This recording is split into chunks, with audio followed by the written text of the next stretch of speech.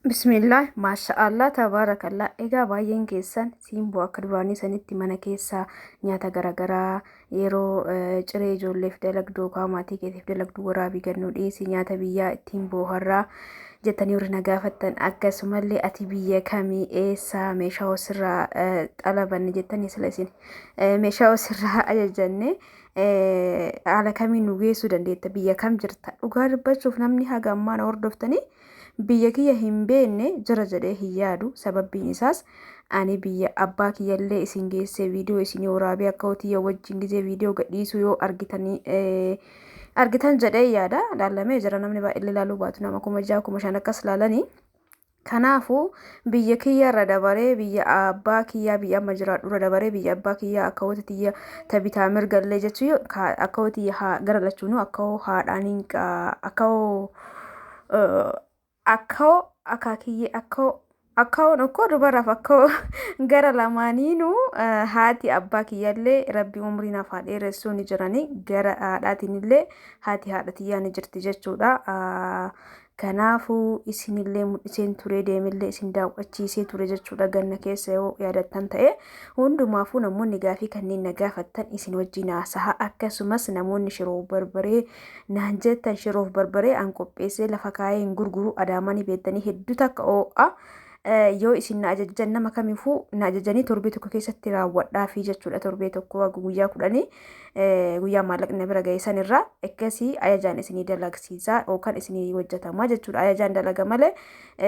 wajjichiisee yookaan daasisee lafa kaayee hin gurguru jechuu barbaadeeti namoonni arafaaf na gaafatan hedduudha inaanteen na dagachiistanii jirtan jechuudha baay'ee na ajaa'ibda waan ta'eef salaamtallee hin daganne. Assalaamu alaikum warahmatullahi wabarakatuh. Jirra jirtu hordoftoota kiyya jaalatamuu fi kabajamoo akkam jirtan fayyaa keessanii alaamanni sa'aanan keessan dalagaa fi aan akka isin jaana bira bareedu alhamdulillah isin birallee bareeda akka ta'e hawwii kiyya yeroo hundaati amtuun isin hin argine.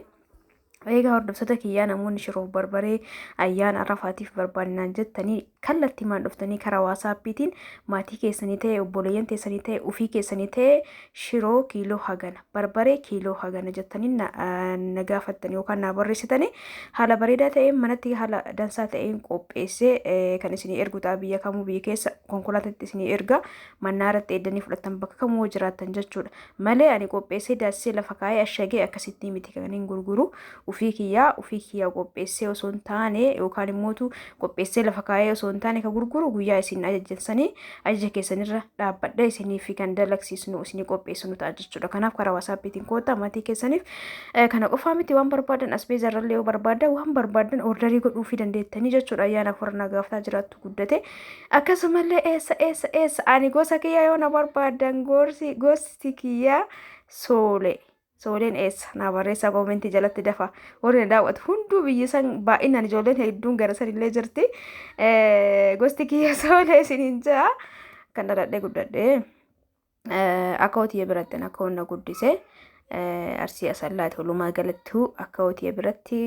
haga umrii tiyya diqqoorraa kaasee haga gola jaha akka hotiyya biratti guddadhee jechuudha intala akka hoti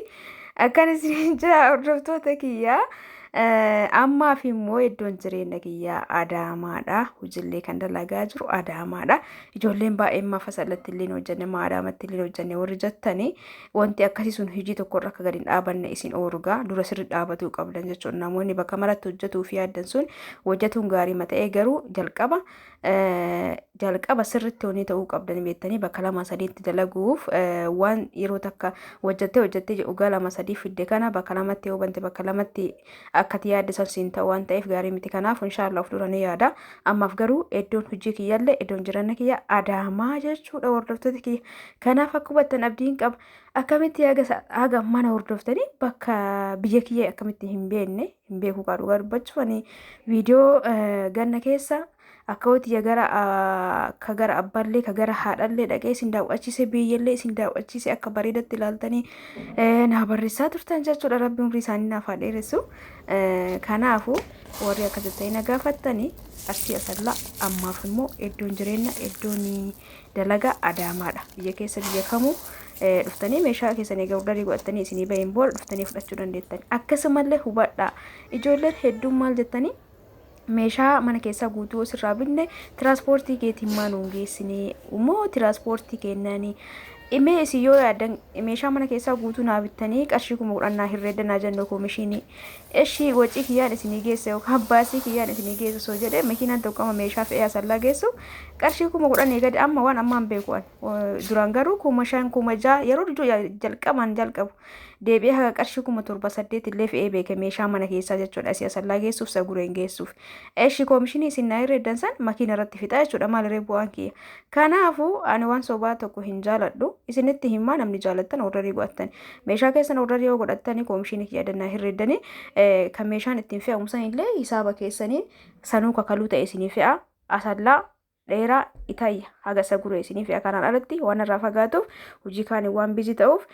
ani geessuu hin danda'u garuu meeshaa keessan haala barbaadaniin haala isin ordarii godhattaniin ordarii keessan walitti qabee isinii viidiyoo godhee gadhiise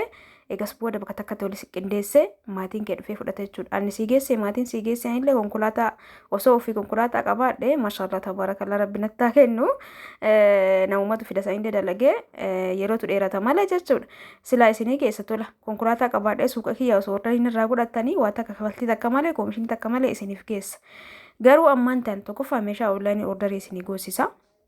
Lammaffaa immoo konkolaataan ani fayyadamu hin jiru yeroo ammaa sa'aatii kana keessa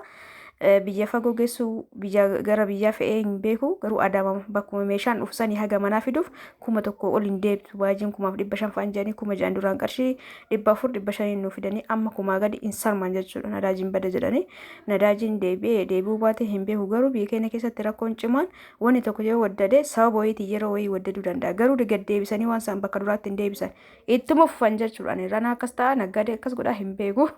akkasitti hin jaa hordoftoota kiyya waan agammaa dubbadhe kana tilmaama keessa galchitanii akka waan irraa hubattan abdiin qaba. Kanaafuu meeshaa warri ordarii godhachuu barbaadanii namoonni shiroo barbaree ayyaanaaf nagaafattanii ammarraa kaastanii ordarii godhachuu dandeettan kallattii man gabaabsitanii barbaree kiiloo hagan shiroo kiiloo hagan bula kiiloo hagan sukkaara kiiloo hagan zayitii hagan jetanii karaa waasaappiitiin hisaaba godhee isin ergaa maallaqa keessa ergattan saniin booda qopheessee gara maatii isin ergaa maatiin keessan fuudhuu danda'a yoo kaluu ta'e nuuf isin geessaa isin jaa hordoftoota kiyya akka wattan abdiin qaba. Na ajaa'ibee jennaan uummanni si gadhiise naante asitti viidiyoo akka laalaatiin narraa akkasiin dabbarree fi lukkuun meeqa galii naannoo keessan lukkuun sadarkaa isitti 2,000 galtee jirti 500 illee jira garuu 200 1,000 irraa kaasee jira bareeda lukkuu yoo ta'e garuu 500